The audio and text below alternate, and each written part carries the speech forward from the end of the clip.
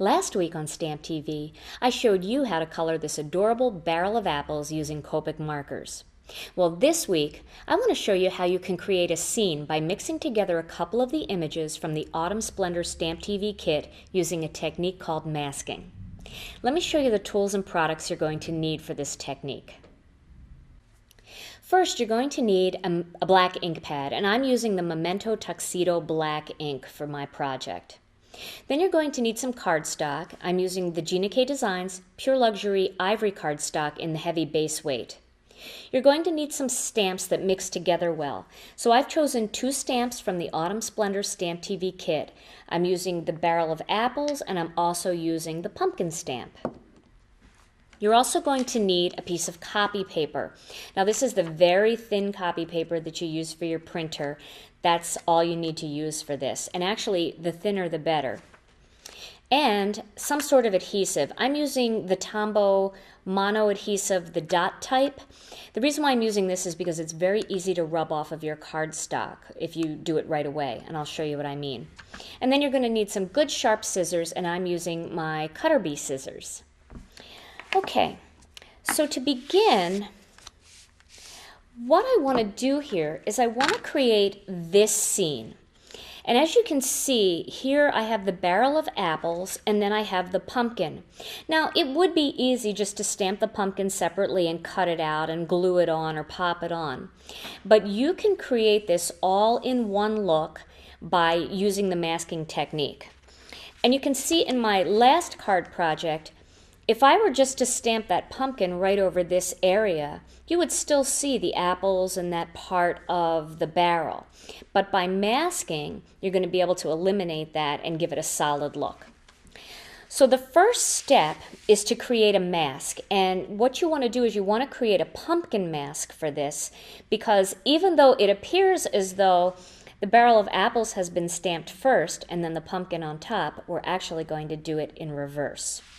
So let's make our mask. I'm going to grab a little bit of Memento Tuxedo Black ink and ink up my stamp and then stamp it right onto the copy paper, like that.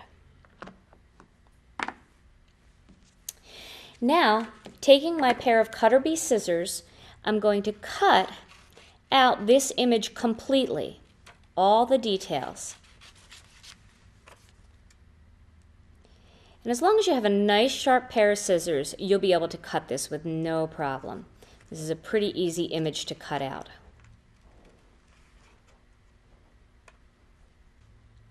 Now you can see here I've cut out my image and it's all ready to use as a mask.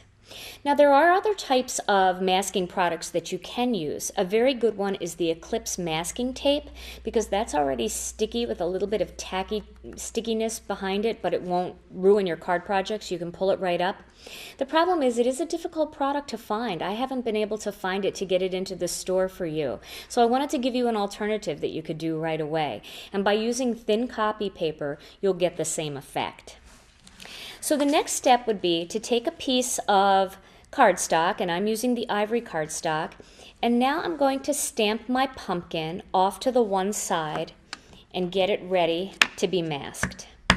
So I'm going to ink that up using my Memento black ink and stamp the pumpkin. So now there's the pumpkin. Now my next step is to take a little tiny bit of this mono adhesive and just put a little dot of it in the center on the back of the pumpkin, like that. And now I'm going to line that up right on top of the image that I stamped onto the ivory cardstock. There. And I pressed down lightly on it. I didn't really press down. I don't want to make a permanent bond. Now my next step is to ink up the barrel of apples using the Memento ink again. Make sure that's inked up well. Okay, and now I'm going to stamp this right on top of that mask. So, just like that.